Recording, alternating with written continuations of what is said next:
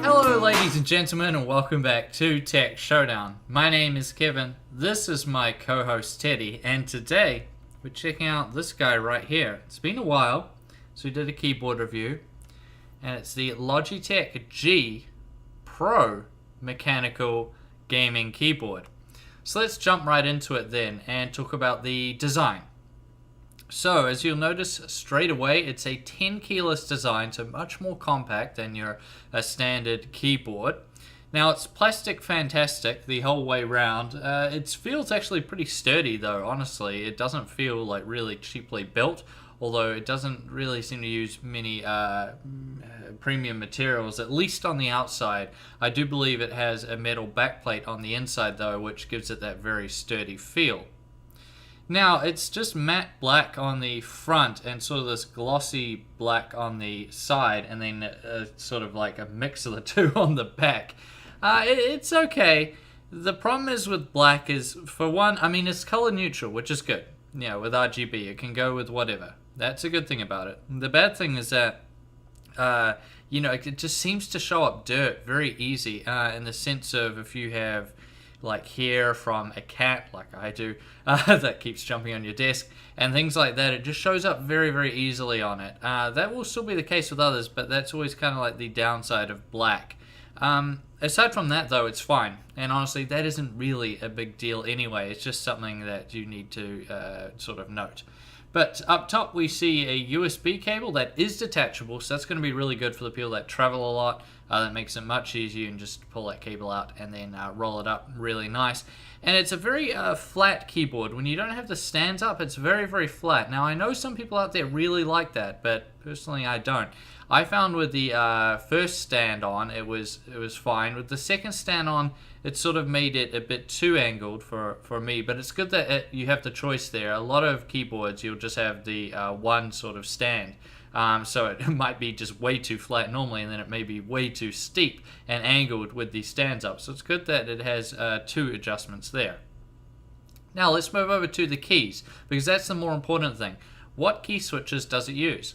So it's using the Logitech Rollover G key switch. Now, if you know me, you'll know that I'm a big fan of the Cherry MX key switches, and they are the best, that's for sure. Made in Germany, they're very, very good. However, the Rollover Gs are probably my second favorite, or the better way of putting it would be they're my favorite out of the non-Cherry MX keys. And a lot of people ask me why that is.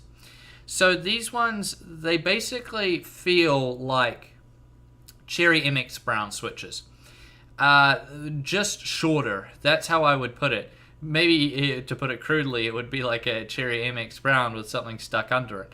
But yeah, the actuation is shorter. It's very good like that in terms of people that like a very fast keyboard, you know, in terms of actuation. So that's really good. But yeah, it's very much like a Brown in terms of sound. It's like a Brown as well. Well, I'll let you guys judge for yourself. This is what it sounds like when you're typing on it.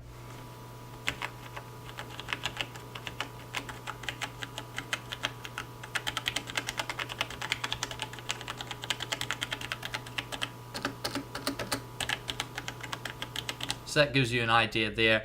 As I said, it's pretty much exactly like a Cherry MX Brown in terms of noise. So I wouldn't say it's quiet, but it's definitely not loud. It's no Cherry MX Blue, that's for sure. So yeah, that's how I would put it really. As a switch to type on though, I really enjoy the Rollover Gs. Quite a few other tech reviewers out there don't really like these, but I don't mind them because the Cherry MX Brown is probably my second favorite Cherry MX switch behind the Blue. And this feels very similar to that. So yeah, I don't really have a problem with them at all. Now it has a 26 key rollover, which is what you would expect, so that's really solid. There's no macro keys, but I mean on a compact keyboard, wow, that'd be hardcore. On a compact keyboard, that's to be expected, but I mean some people might miss them, I suppose.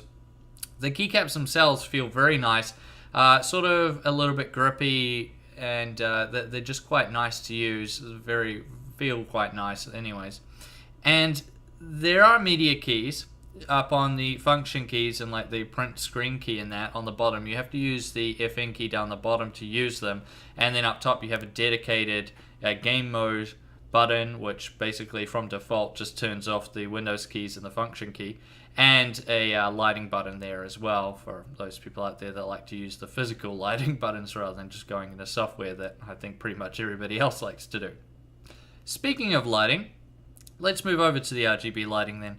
So if you can't tell already, it looks really, really nice. I mean, the things I look for in lighting in a keyboard is, for me, light bleed. I really don't like it. Some people out there actually like a keyboard that has lots of light bleed. So, okay, but me personally, I don't. And as you can see, there's pretty much none on this keyboard. It's very good. That is due, I think, in part to the Roma G design of the keys. So that's really good. So there's no light bleed there. The RGBs themselves look very, very nice. I have no issues with them. It's a very nice looking keyboard. There's a bunch of your standard lighting modes, you know, fixed, wave, all the rest of it, all the standard stuff that you would expect with an RGB keyboard. And yeah, overall, RGB wise, I think it's really good. I don't think anybody would really complain about this keyboard in terms of the lighting. It looks very nice. So let's move over then and talk about the software. So of course this is using Logitech's own gaming software, which doesn't seem to scale with the resolution, and you can't adjust the size. So if you're using it on a 4K display like I am, yeah, it's pretty small. Come on guys, it's very easy to do. You don't have to make it scale, just make it adjustable. Anyways, whatever. So you can set up profiles for all your different games, set up all your lighting modes and all the different colors, everything like that. It's pretty standard. There's not much you can do on this. You can set up what the game mode disables, but for the most part, there's not really much you can do in software with this keyboard. So I would mainly just use it to set up your lighting, probably maybe set up some game mode profiles if you're a bit more hardcore, and then that's probably all you would ever use it for. Which brings us nicely into the conclusion, and we have to bring price in the equation. And this thing isn't cheap, that's for sure. So right now at Playtech here in New Zealand, you can grab this guy for 199 New Zealand dollars, which is pretty steep for a Tenkeyless keyboard. However, when we factor in the fact that Ducky's own RGB Tenkeyless keyboard is $20 more at Playtech, then it's starting to look like a bit of a better deal. And that's basically how I would put it.